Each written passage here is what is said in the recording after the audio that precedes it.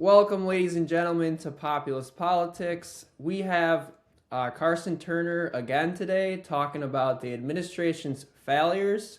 We're also going to talk about this Tulsi Gabbard and Joe Kent controversy, where Joe Kent has resigned from the Trump administration amid the Iran war, and Tulsi Gabbard actually defending Trump and his ability to address imminent threats to our nation and his only ability to do so. We're also going to talk about the broader administration. So I'll let Carson start us out here and talk about the whole administration and their failures so far in the second term. Yeah, so we can go ahead and get started with the failure of an administration that we're dealing with right now. Campaign promises, they got about one for a million. Everything they promised to us, they've done one thing, and that is close the border. But even that, it didn't come without its, regular DC corruption with DHS Secretary Kristi Noem just spending so much money on advertisement. She probably has received some sort of kickback from that. That's speculation, but she spent all that money for advertisements, and I personally have no experience in that, and I could have done it for $20 million, and done a way better job than she did. So, and then she wanted to go in there and say that it was approved by Trump, which, you pass the blame on Trump, you know what happens next, you're cut. So she's gone. That's pretty much set an example for Tulsi Gabbard probably. And But we're not even doing mass deportations anymore. oh yeah, yeah, they haven't released deportation numbers since January. Um, they wanted to act like they were strong and tough and doing these deportations so they could get more people to do the self-deport. Um, which is a good idea, but you got to be able to follow through with it. Now nobody's going to self-deport. They know you can't even go out and get the criminals. So why should I self-deport? I'm a hardworking person trying to make a living in America. I'm not going to self-deport because you guys can't even go get the bad guys. Yeah, So what makes you think you're going to get me? I So heard, I mean, just and apparently in Obama's first term, we've already had less deportations than he did in 2009. oh yeah, Barack Hussein Obama is deporter in chief. He's way more based than Donald Trump. He knew how to get the foreigners out, but you know, regardless, it's such a failure on the deportations. We'll see what Senator Mark Wayne Mullen, if I believe he's approved. I'm not entirely sure if the Senate gave him all the votes yet. I'm not entirely sure, but we'll see what he can do. Um, he's one of the most profitable Republican stock traders in Congress, so he's just as corrupt as the rest of them. And he acts cool on social media. He's got a nice little following, and he's got his cool little Southern accent, but he's corrupt. He acts like a friendly guy. He has his son on his Instagram where they talk, and completely corrupt. So we'll see, what he does. Probably do another $200 million campaign ad, but we'll see. As far as Attorney General Pam Bondi, there's no question. Everybody knows how retarded she has been this entire Uh, second term. I mean, it's ridiculous. She's just she completely lied, and everybody knows. Everybody knows she lied. I don't know how or why these like Trump MAGA um, social media accounts are defending what she did. I mean, the entire the the entire administration is responsible for this. They had to sign a discharge petition. They didn't even bring it to the floor. It had to be a discharge petition. They had to get all of the Democrats, and they had to wheel and deal a few Republicans here that semi have morals and get them to sign it. I mean, the Democrats are only doing it obviously so they can get their 15 minutes of fame, whatever it is to make it seem like they're fighting for people when really they don't give a shit about these people either. and that was one of his campaign promises. Yep, that's another failure. Failure of a campaign promise. There was a failure to release the Epstein files. I'm not giving that win to them because they released them. And second of all, they haven't even released all of them, and this Iran war is really just taken away, um, you know, the attention. And it's terrible. I mean, especially when people started talking about there's files missing from 1999 to 2001, and speculation started circling, and now we immediately started bombing, and now our troops are dying over there, and it's ridiculous. So it was a failure to release the Epstein files. He is primarying the Republican that tried to release them, and Congressman Massey, who um, has been great on a lot of issues, but he is a libertarian, so he's not the most likable guy in the world, but at this point, he's one of the few that we see as not controlled by anyone. So that's good. So yeah, failure to do mass deportations, failure to release the Epstein files. Um, they War with still haven't even released all of them. What was that? the war with Iran. War with Iran. Yeah, we can talk about that. This is Tulsi Gabbard's department with the resignation of Joe Kent. The guy personally, I believe we'll get into that, but he resigns saying that there was no imminent threat. We only attack, I mean, this is words from Secretary Marco Rubio, which he's another member of the administration we can get into and talk about how much of a failure he is. Um, uh, Literally told us that we preemptively attacked because he knew that Israel was going to attack them, and in retaliation, Iran was going to attack us. So basically, the imminent threat was Israel attacking them first. So Israel's the imminent threat, I guess. Yeah. Well, we all know how much of a threat Israel is. So, um, yeah, I mean, it's just ridiculous.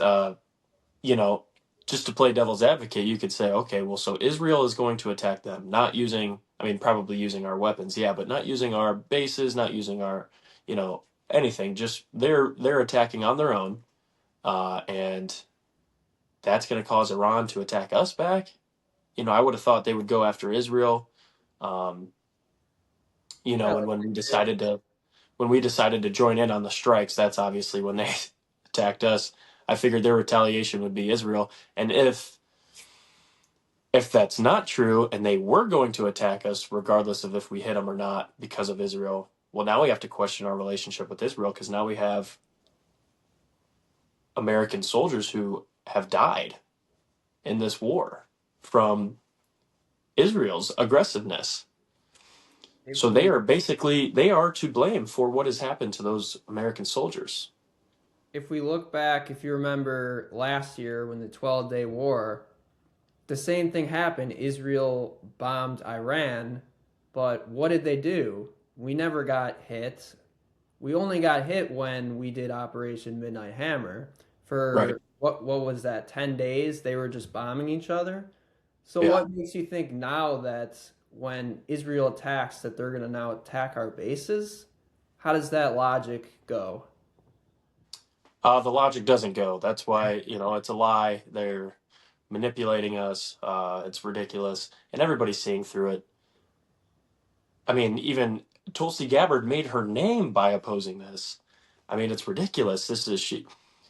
And she said they were going to try and lie us into it. And now she is the one lying to the people. And she's just in these Senate hearings or whatever hearings there are. And she's giving out these nothing burgers and just defending Trump for she's going against everything she's ever stood for. So she's a coward. No, she'll never gain the respect of anybody ever again. And so she's a failure. Marco Rubio, Secretary of State, is a failure. He's a huge part of this war. They're not even on. They're finally starting to get on the same page. Once they realize how bad it looks when they all tell a different story. They've just been getting destroyed on these questions, and especially President Trump because he's really not that smart when it comes to answering questions. He's just every failure is a success to him, and it's a nightmare. It's a nightmare to watch him, and he's definitely losing cognitive ability as he's super old. I mean, definitely not President Biden levels by no means, but he's definitely not as sharp as he was in 2015. And he's gone against everything, literally everything. So those are the failures, and to bounce back to Joe Kent and talk about Vice President J.D. Vance. Joe Kent, yes, he is a decorated war hero. He's done tremendous things for our country, and at the end of the day, he is still an opportunist. He's been trying to run for Congress and failed. Then President Trump put him in his administration, to do counterterrorism, and he's just he's been doing that, and then he resigns after seeing how unpopular this is. Now that either A is he's an opportunist, or B, he knows that this is going to get really bad, and he does not want to be in there. He's getting out before.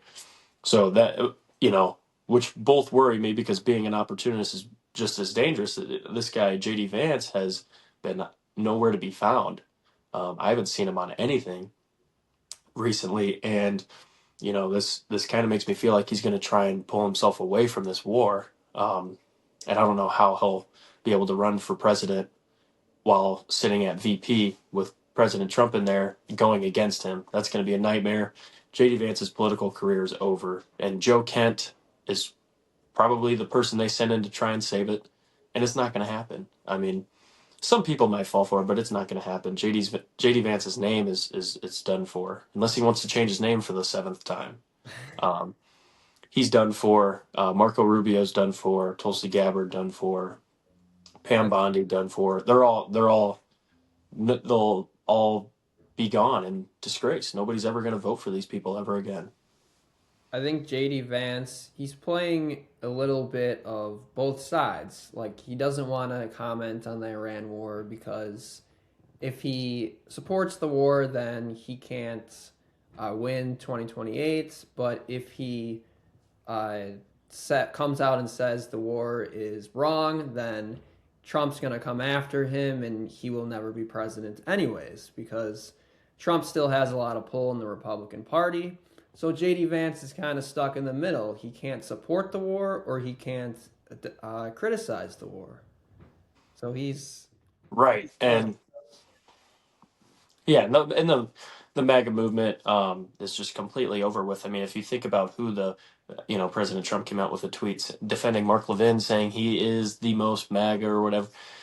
Mark Levin, Ben Shapiro, Marco Rubio, J.D. Vance, his own vice president, his own secretary of state, they were never Trumpers. He has he has moved so far away from us, as we haven't changed. We wanted no wars. That's what he told us. No new wars. We wanted mass deportations. He's not giving them to us. We wanted to stop the H-1B scam. He's talking about how we don't have any talent here. Um, I mean, what else? There's a million other things. Lowering the debt. He's raising the debt. He's not doing anything. He's increasing military spending. I mean, it's ridiculous. Did Um, you see that Senate thing that they're gonna try to approve 200 billion more dollars for this war? it's ridiculous if they do that. I mean, seriously. Oh, everyone knows it. I mean, everybody knows what's happening. Everybody who was a never Trumper is now the head of the MAGA movement, and everybody who was America First, President Trump all the way, stuck with him when things were bad. We're all pushed away because he's not following us. He's taking care of Israel and the donors and the corporate interest, and he's best boys with Lindsey Graham, and uh, I would say Mitch McConnell, but I don't think he's capable of having a coherent conversation. So um, it's just a nightmare. He's You know, become he's become a neocon. Yeah, I mean, he's become everything he ran against. Um, he was supposed to be our savior, and he's not. He's not. You know, and I'm hoping somebody in 2028 can figure this out. And it's going to have to be somebody that,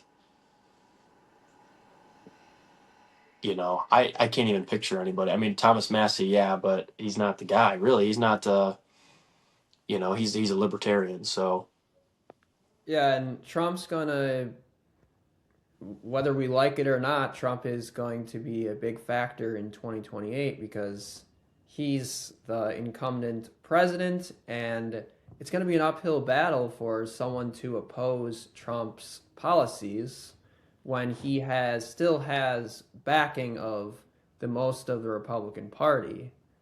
So it's going to be hard to oppose Trump with his influence. yeah, I'm genuinely curious to see how it goes. I mean, you might get you know, the only thing I can really think of is like a Thomas Massey, Rand Paul type deal. But I mean, even then, you wouldn't want to run two libertarians. You would want to, at least have an America Firster on that ticket with one of the two. Rand Paul's run before, so he'll probably be the one to do it. I don't see Massey running. Um, Ted Cruz. Ted Cruz is in there. JD Vance is in there. Marco Rubio's in there, and it's nobody wants these people. Nobody wants this. I mean, I There's will not vote. I will not vote for Ted Cruz. I will not vote for JD Vance, and I will not vote for Marco Rubio. There was a rumor that Tucker Carlson, people want him to run. What are your thoughts on that? Yeah, I actually sent him a DM a long time ago, asking him to please run for president.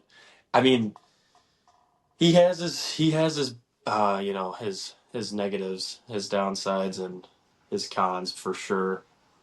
No one's perfect. Um, the last person that was perfect, they hung him on a cross. So he's not. He's definitely got some issues.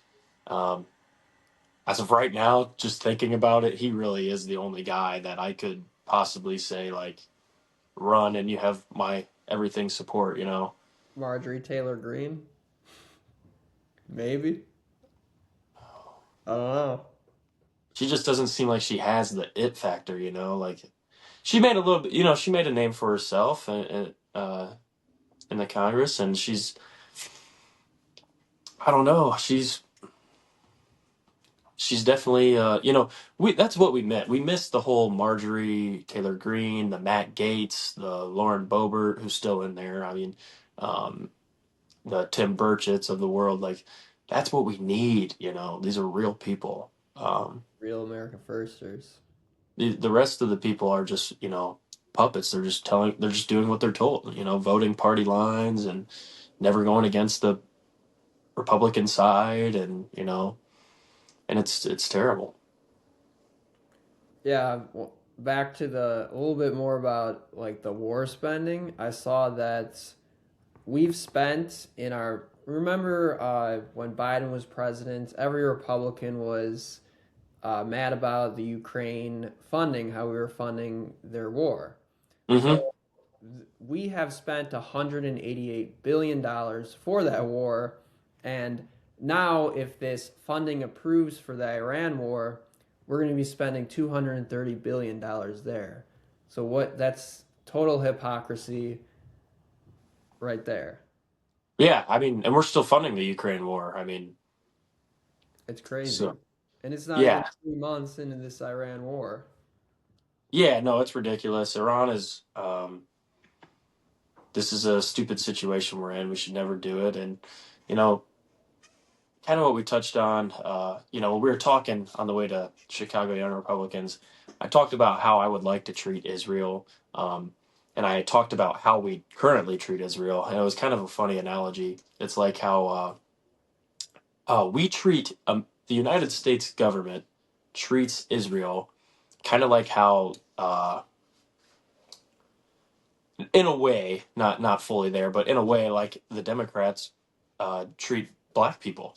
Um, they talk about, oh, we can't Jim Crow 2.0 when it comes to, having voter ID because for some reason they're not capable of obtaining ID. And, it's like they treat them almost like, you know, like they treat them like they're so oppressed that they're almost like belittling them and saying like, like who was it? Joe Biden or Nancy Pelosi said like they don't some black kids in New York don't even know what a laptop looks like or so. And it's like, guys, like we the value and idea is we want to treat black people the same as any other person, okay? Democrats want to give them everything they need. Oh, another government program for you. We're funding all your food stamps. We'll let you buy candy bars on SNAP benefits or EBT, and you get to buy junk food and stuff that's probably more expensive and bad for you anyways. And um, and say no. It's like if you're on these food benefits, no, you're getting meat, steak, pork, chicken, blah blah blah. Get some sal. It's ridiculous. They treat them like they're literally. It's almost racist how they treat them Oh because they're yeah. treating them different than any other race.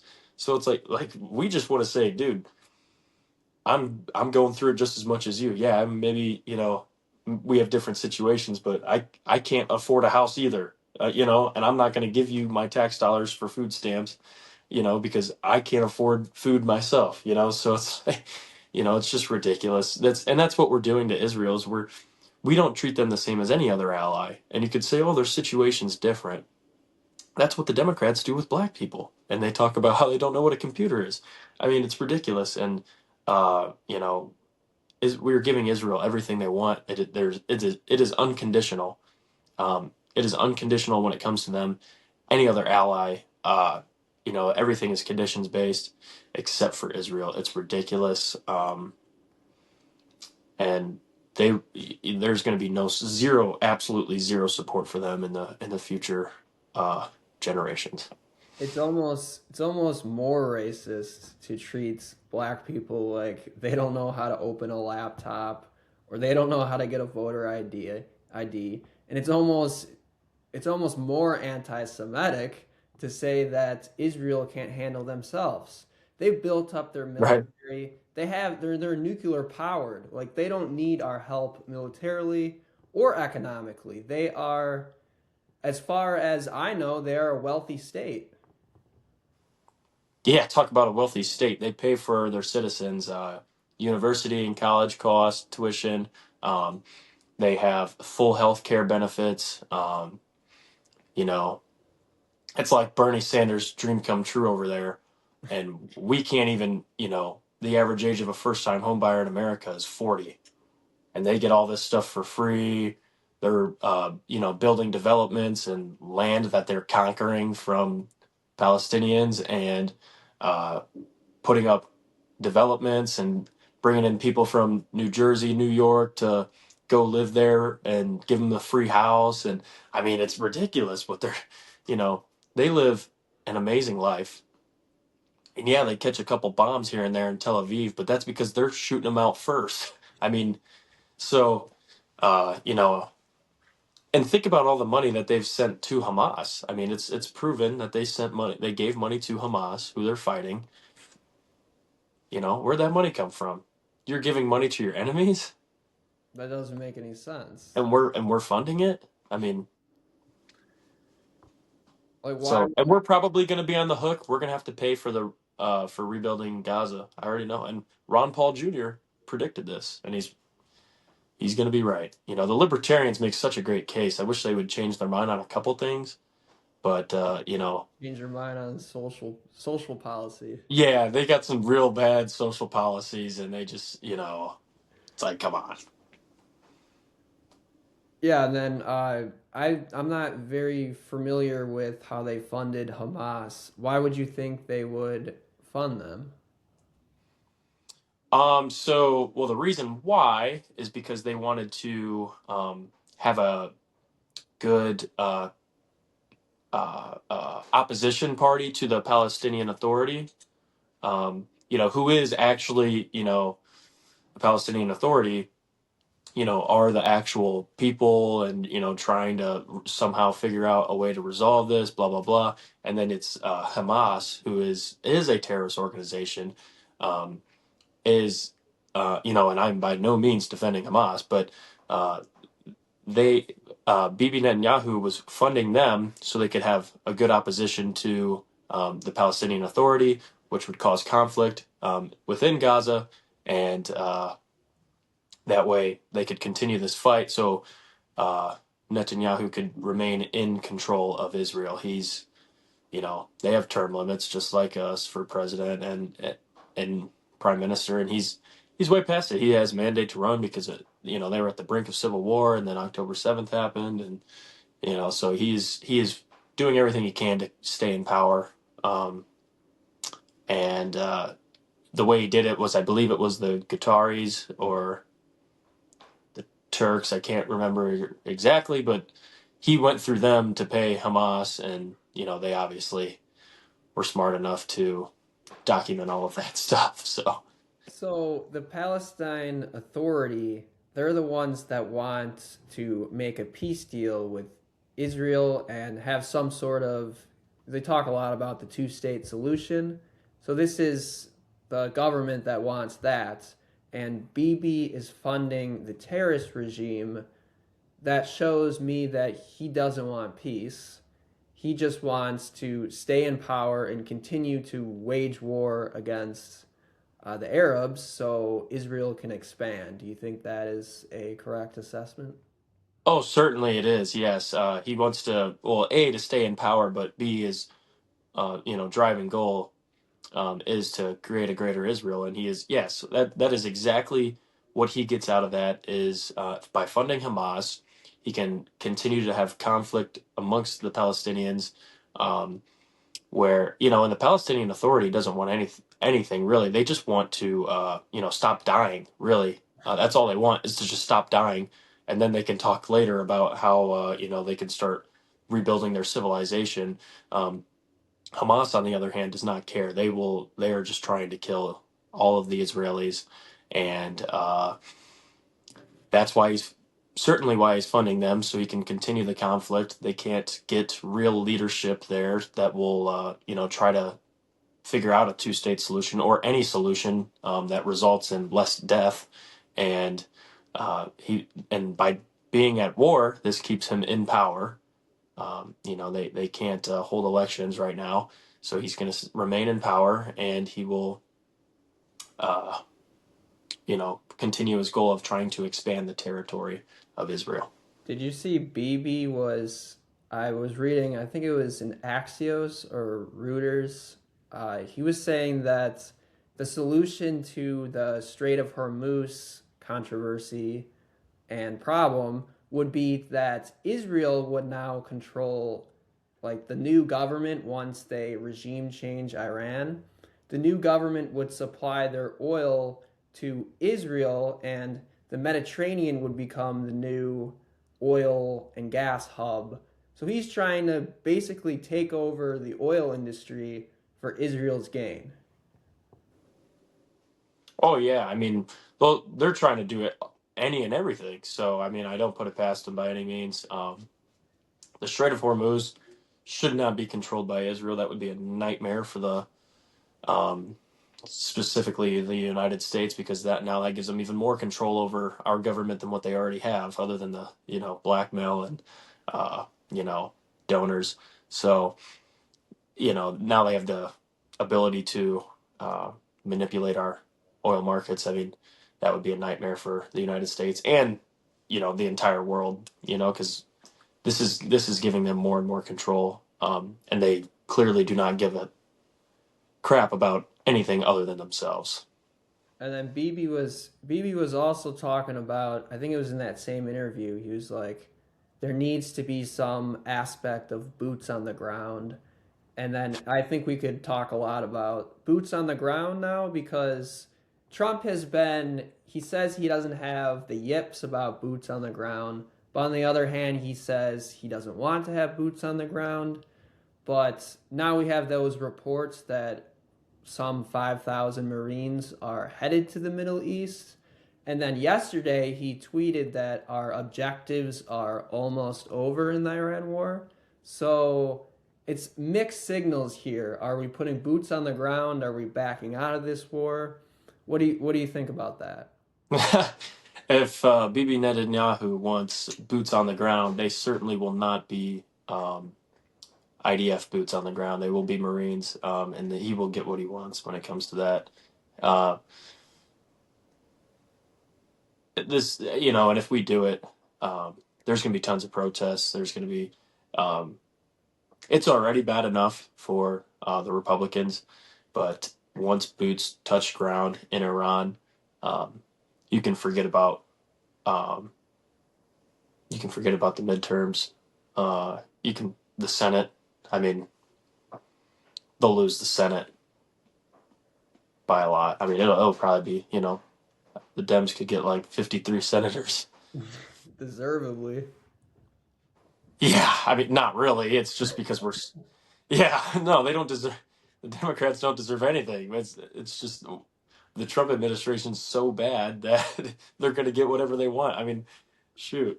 It's crazy. So, yeah, no boots on the ground, man. I don't want it. But they are going to get it because they asked for it, and it certainly won't be, the Israelis dying for Israel. It will be the Americans.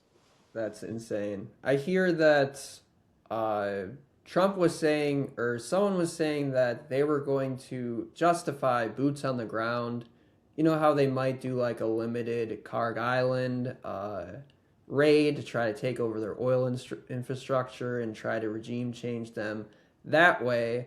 But there is this justification that said if we put boots on Karg Island, we didn't technically put boots on the ground in Iran's homeland, so that doesn't count as boots on the ground. Did you hear about that? No, I didn't, but I mean, it sounds hysterical. And that's just going to cause this. Listen, these are these are religious leaders. The Ayatollah is a religious leader, and this is just making things way more radical. If you think the old man was radical, how much more radical do you think the son is after he watched his father and his mother and his family members die, and now he's in control? And if you put boots on the ground, they will come at us with everything they have, and they will not stop until it is total destruction. So if they want regime change, they will have to put boots on the ground. They'll have to put a lot of boots on the ground, and it'll be a huge issue. It'll continue to bankrupt our country. One, but two, most importantly, two is that a lot of soldiers are going to die, um, and that's the most important thing. And it'll be a nightmare. Um, Iraq so 3.0. Oh yeah, yeah. If they do this, it's going to be really really bad. And they have no way of overthrowing the people of Iran have no way of overthrowing their government. One and two, the IRG, the Ayatollah is a lot more popular than we think in Iran. You know what I mean? Like, Yeah. I mean, so There was this. it's a Muslim country, and I know it's different. Shiite and Sunni, and um, but I mean, they don't want the old king coming back, the Shah, and they don't. It's stupid to believe that this was going to be some easy, thing. And arming the Kurds is going to do nothing. Um, there's no way we can change this regime. Yeah, there's a lot of people, including Trump and Netanyahu, that are saying that a popular resistance is going to overthrow the government. With what weapons? To my understanding, that they don't allow weapons in Iran besides the IRGC. So what Right. way are they doing this popular uprising? Yeah. Well, it's not going to happen. One and two. If anything, the Ayatollah is more popular now than he ever has been. Their religious leader is more popular now than ever before. Um, Now he's a martyr. now he's a martyr, one, and two, look at what happened with Bush after 9/11 happened. 95% approval rating. These people, and they talk about, oh, these people are being oppressed in Iran, their government's oppressing them. Our government's oppressing us, and we have weapons and we don't do anything about it. So they're not going to do, and this is only building support for them. So, I mean, there will not be a popular uprising. This isn't going to go like, Ukraine in 2014. It's not gonna go that way. We're gonna have to, more Americans will die to get whatever Israel wants. It's a disaster. And if we pull, Trump tweeted yesterday that our objectives are almost done, and it seemed like he was going to pull out of the war. But what did we gain in this war? Because if we pull out, then Iran's going to claim a victory, and they're also going to just keep rebuilding their nukes, and we're going to have to go in there again. Yeah, no, it's a huge mistake that we did this. Because yeah, if we quit today and came back home, you know, that is a victory for them for sure, by far. Um, and it's yeah, they'll continue doing whatever they want, and you know, I they had originally said that they weren't going to build nukes, but it's here neither here nor there. But they're going to do whatever they want. They'll claim victory. The people will really rally around the government, especially after that. So yeah, I mean, it's a nightmare. We should have never done it. Should have never done it. I don't even know what to say. This administration, disaster. The Republican Party is just as corrupt as the Democrats. Although we definitely align more on the right, but like they're the same swamp. Trump said in 2015 he was going to drain the swamp. The swamp is not drained. Yeah, if anything, it's only gotten worse. I can't think of any swamp members of the swamp that have been arrested. You know, they're going after Joe Kent and Tucker Carlson to, they're doing investigations, and Headed if they arrest one of them, it's going to be crazy because it's like, oh, okay, so we released the Epstein files that you covered up. Nobody was arrested there, and now you're going to start arresting a podcaster. like, Yeah, um, no Epstein arrests, but Laura Loomer is able to tell the CIA that Tucker, as she says, Tucker Carlson is a threat to our nation. yeah, threat to our nation. He's a threat to Israel, and Laura Loomer is a threat to our nation. Laura Loomer, Mark Levin, Ben Shapiro, all the guys, and Laura Loomer, I mean, She's it's nuts. unfortunate that I have to see her face, really. It honestly is. But, it's horrifying to look at. But yeah, these people are obviously for Israel first. That's their main objective that's what they did. They hijacked the America First MAGA movement. They hijacked it. Lindsey Graham, these are people that Trump was going after. Ben Shapiro, never Trumper, because he didn't want to be owned by Israel. Now look at it. Ben Shapiro's his best boy. It's ridiculous. All the people that were there originally with him that stuck by him, um, they're gone. They're kicked out. So It's crazy. And now they have a pressure campaign to try to convince people that Israel's objectives are the same as ours. And one particular member of Congress, Randy Fine, keeps talking about uh, the Bible and Genesis 12. If you're familiar with uh, mhm.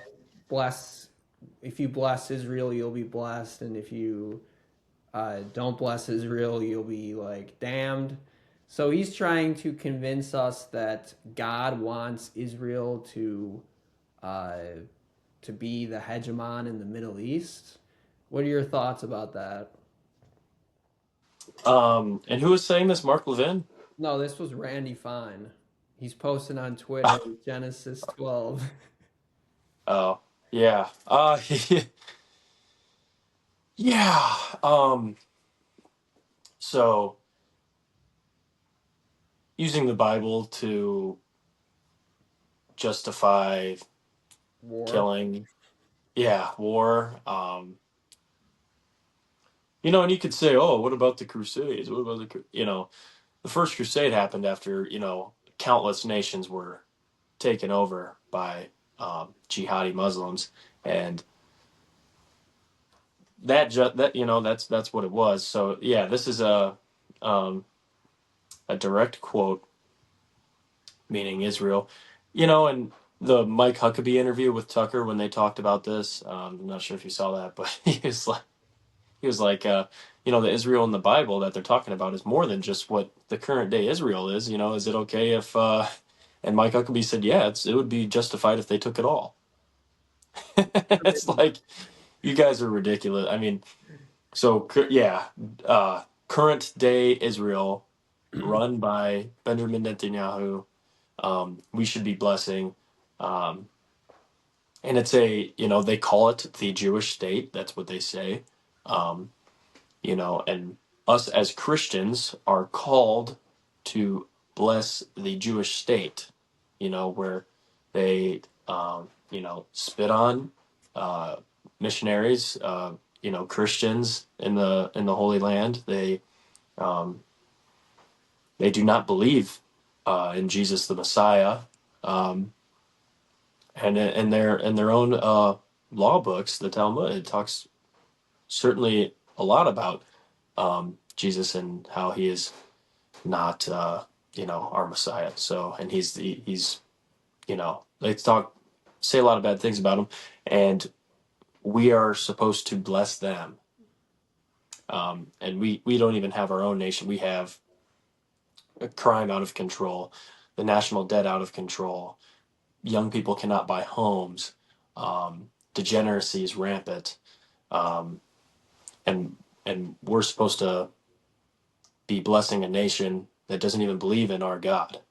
And people forget that Israel didn't exist till 1948, and the Israel that they are talking about in the Bible is uh, is Jacob. Jacob was renamed by God Israel.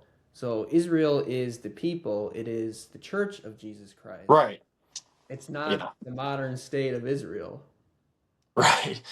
Right. And they don't believe. What translation?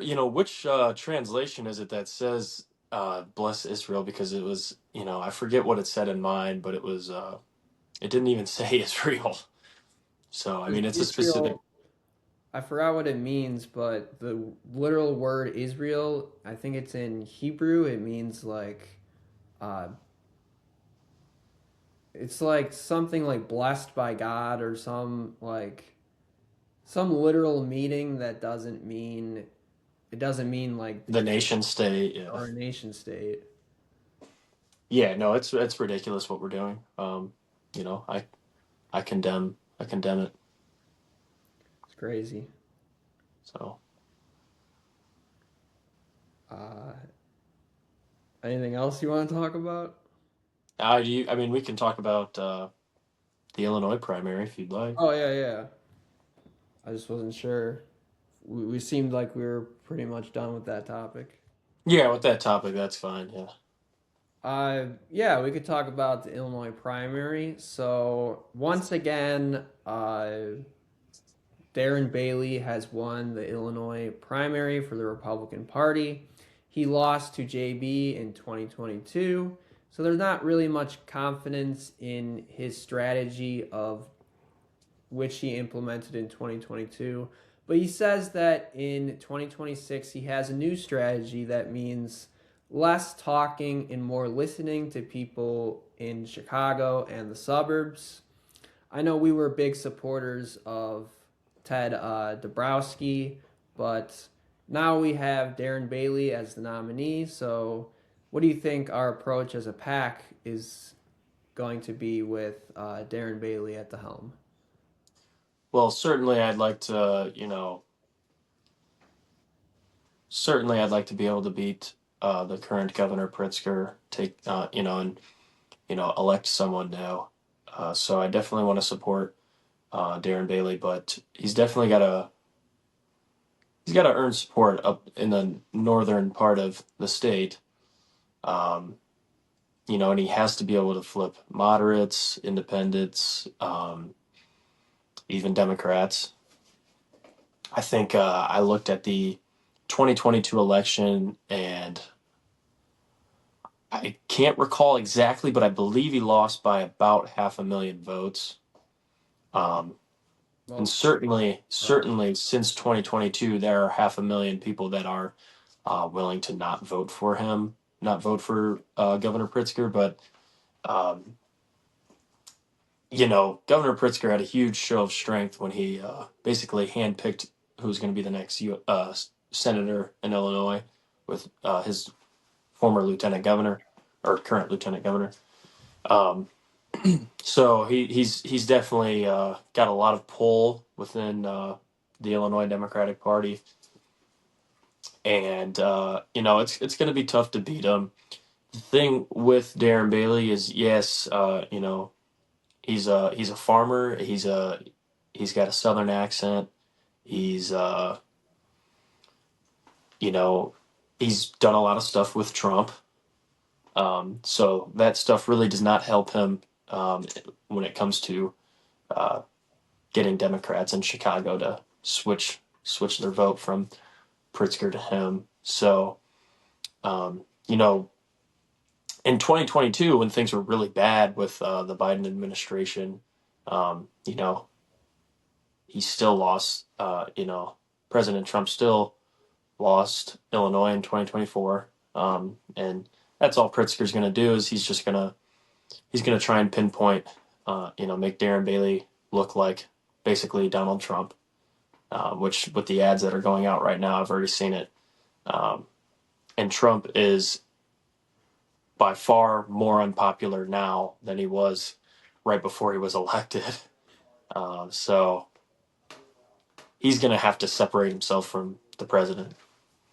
He's going to have to. I mean, he's there's no way he'll win the vote in Illinois if he doesn't do that. I don't know if he's capable of doing that, to be honest. I don't either. He's done a lot of stuff with them. They did rallies together in Southern Illinois. He's the president's written letters to him that he's posted about, and he is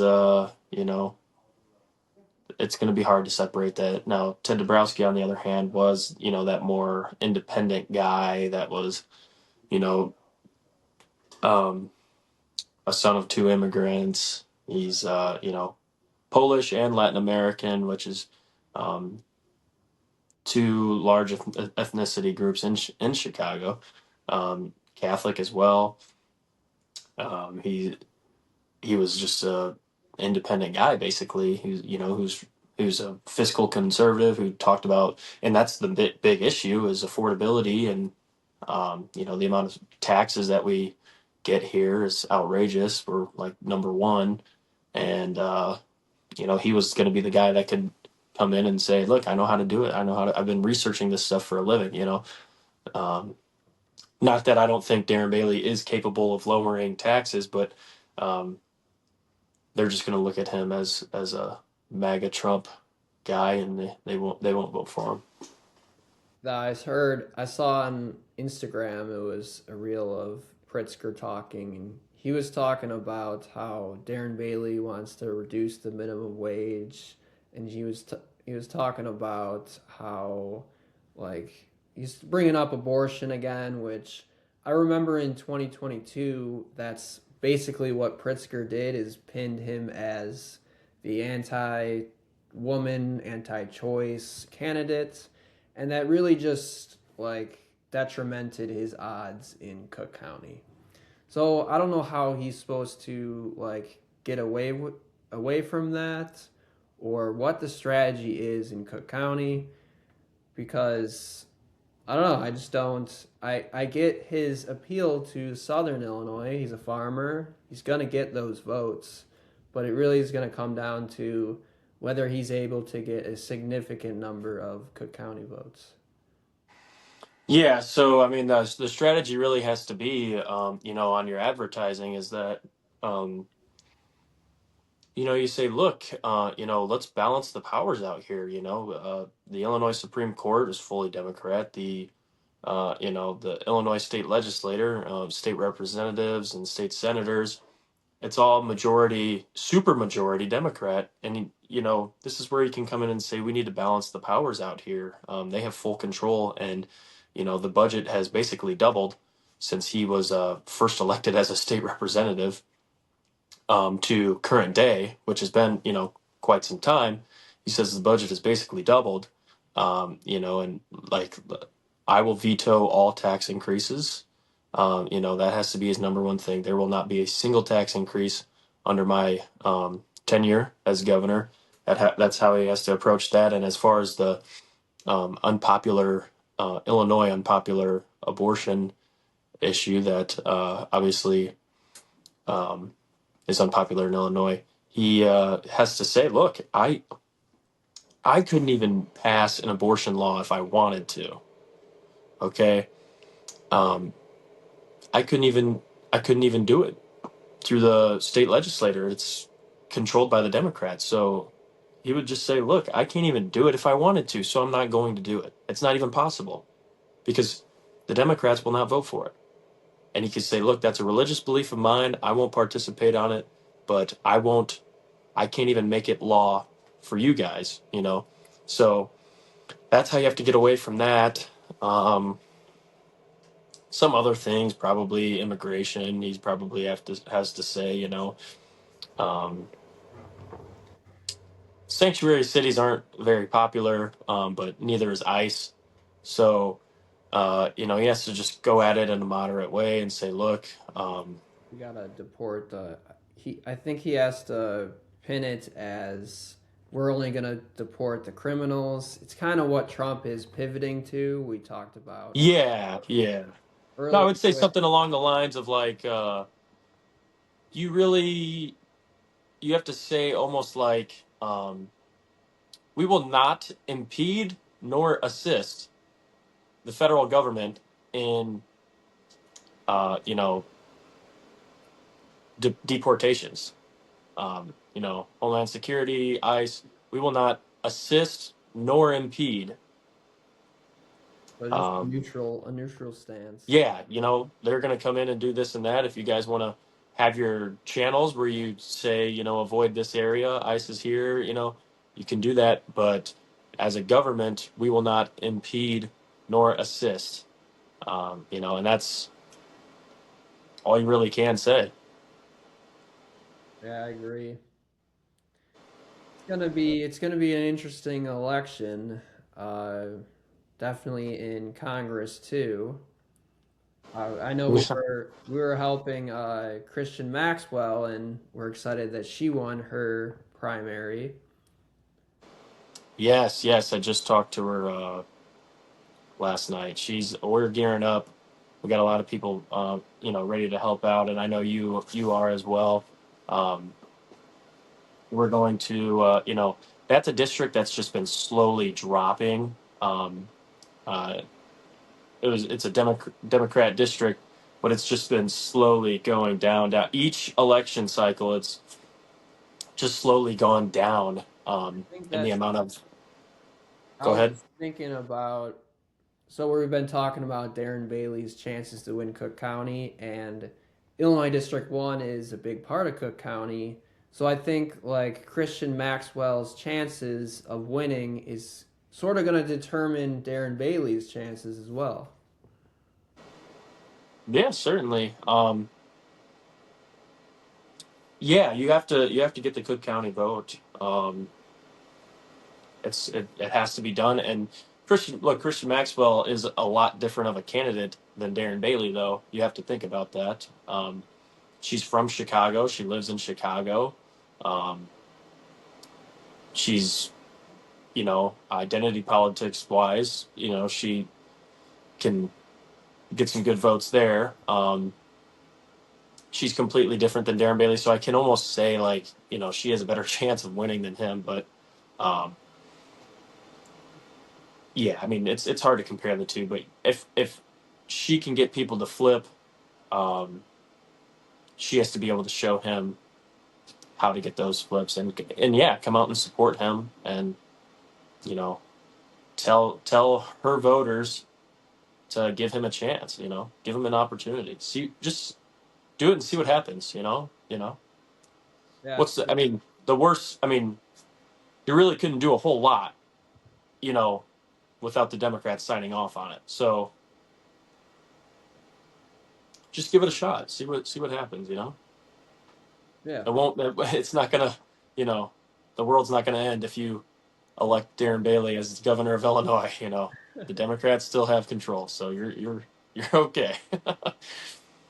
yeah. That would be that. It's definitely going to be interesting seeing her strategy because I think her strategy is going to be similar to Bailey's because she's got to convince those independent voters and those Democrats to flip. So if they flip for Illinois District 1, then can you get those voters to vote for Bailey as well? Look, the answer is I don't know. It's I hope, but I don't know. That's where we really do have to unite um, the party. And I try to tell people, state politics is different than federal. Um, in a state like Illinois, we have a really bad Democrat problem where they're like the far left. Um, so the Republicans in Illinois really are pretty close to the middle as it gets. So, as opposed to on the federal side, where, one would say Trump's far right and, the Illinois Republicans aren't necessarily like that. So, yeah, you just have to, that's how you have to flip it is, you got to come off as a moderate independent and, you have to get people who can flip the Cook County vote to help them out.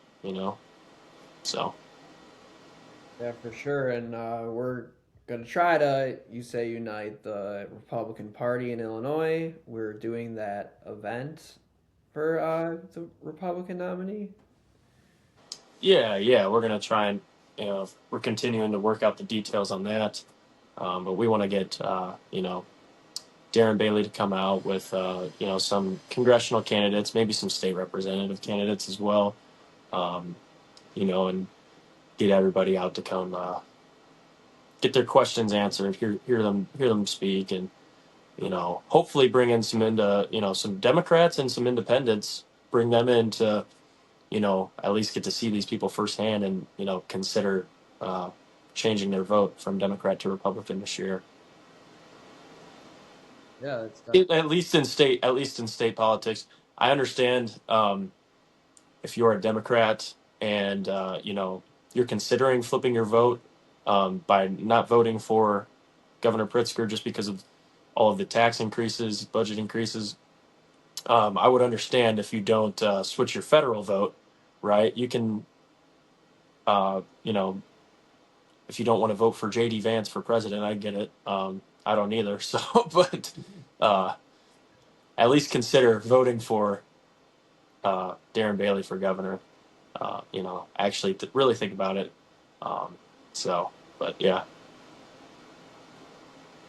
yeah. I don't know. That's kind of all I had. is that it? Unless you want to talk about anything else? No, I'm good. That's we've done about an hour, so Yeah, I think we had a good combo. yeah, We'll see what clips it gives me this time. yeah, that'd be get some good clips.